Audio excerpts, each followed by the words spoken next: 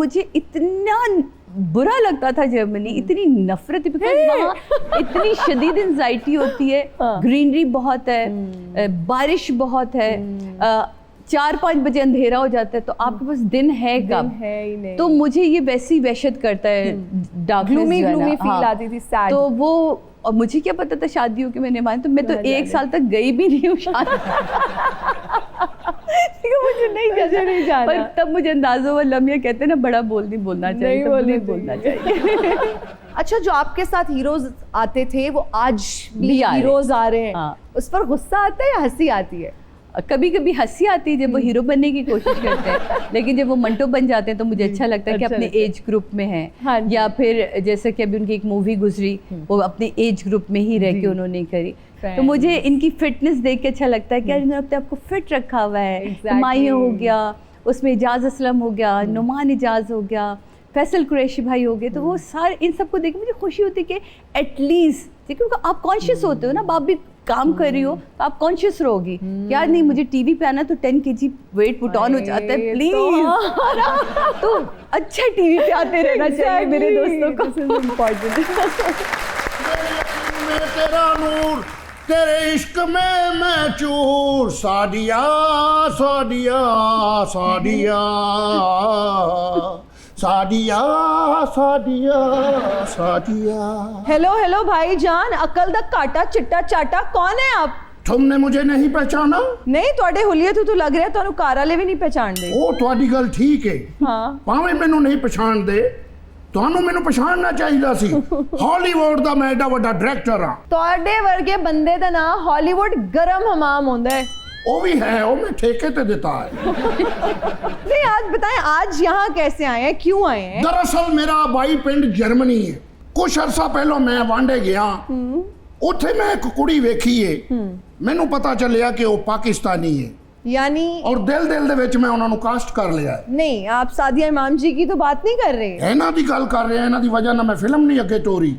आपने फिल्म जो भी बनाना चाह रहे हैं उसमें सादिया जी को कास्ट करना चाह रहे हैं, तो आपकी इत्तला के लिए अर्ज है कि वो काम नहीं कर रही हैं। वो ओ, मैंने तो दिल में इनको कास्ट कर लिया ना। मैं तो जब काम कर रही थी मैंने तब भी फिल्म नहीं की। एग्जैक्टली, तो कैसे आपने फिल्म में कास्ट किया? मतलब इतना ओवर एफिशिएंट। पहले आप स्टोरी सुने, आपको पता चलेगा कि स्टोरी क्या है। सादिया जी को सुनाएं अगर वो इंटरेस्टेड है। सादिया जी देखें, ये बहुत अच्छी स्टोरी है। जर्मनी में आपको लड़के ने देखा जो हीरो है जी, आप सब्जी वाले के साथ बहस करके फ्री धनिया ले रही थी, अच्छा, उसको ये अदा पसंद आई, ओके, वो आपके पीछे पाकिस्तान आ गया, ओके, इधर उसको पता चला है कि आप शादीशुदा है, ओके, फिर वो मलंगों की तरह गलियों में फिरता रहा है। ये कैसी बकवास स्टोरी है? ये कोई है स्टोरी? मतलब इतनी प्रेस्टिजियस गेस्ट बैठी हुई हैं, इतने फ्लॉप आइडिया के साथ आप आगे इतने कॉन्फिडेंस से बता, प्लीज आप। फिल्म का टाइटल तुमने नहीं सुना? फिल्म का टाइटल क्या है? मैंने स्टोरी सुन के ये अंदाजा लगा लिया कि कितनी बुरी फिल्म होगी। I am sorry to offend you. Film का नाम है लव नचाए गली गली। आई एम सॉरी, बेहुदा नाम ऊपर से आपने रख लिया है, कोई ये सेंस नहीं बन रहा किसी भी चीज का। तो अब मुझे बताइए सादिया जी कि आप मेरी फिल्म के लिए कंफर्म है? बिल्कुल बिल्कुल, मुझे तो तलाश थी, जिंदगी भर मैंने इस फिल्म के ख्वाब देखे थे, अब मुझे लगता है अब मुझे मर जाना चाहिए। नो नो नो, इतना प्यारा चेहरा, अगर आप मर गई तो फिर राणा अंग्रेज भी मर जाएगा। नहीं नहीं सर, इतने बड़ा ख्वाब पूरा हो जाए उसके बाद तो दुनिया ही खत्म हो जाती है, मेरी दुनिया खत्म ना, फिर नहीं चाहिए। पहला गाना आपका हीरो के साथ होगा, And the life of my sing वो फेंक है। अच्छा, जर्मनी में था, अमेरिका पहुंच गया। जी जी जी जी। तो पूरी दुनिया में मैंने ये फिल्म लगानी है, हाँ। और पूरे सचकट में लगानी है। अच्छा ठीक है, तो गुजरा वाले भी लगानी है, जहाँ मर्जी लगा ले, चलनी तो नहीं है ये फिल्म। चलो मैडम तो हाँ नहीं कर रही, तो फिर आप फिल्म हाँ कर नहीं नहीं नहीं नहीं, मैं तो फिल्म नहीं आप तो बिल्कुल ना करिए, चलते चलते की बारी ना निकल जाए, ज्यादा चल गई। आप अपना ज़हन बना ले, उतनी देर हम लोकेशन देख लेता है। जी बिल्कुल, आप लोकेशन देखिए, मेरी तरफ से डन है, मैंने तो मरना ही उसके बाद, डन है। आपके बात ही खत्म हो गई, आप लोकेशन देखें। हमने इनको स्क्रीनों पे देखा है, ऐसी देसी घ्यो की फनकारा आज तक नहीं आ सकती। नहीं वो बिल्कुल आपकी बात। आजकल की लड़कियों ने तो पता नहीं भूंड लड़ाई ने बोली अडे कीते ना।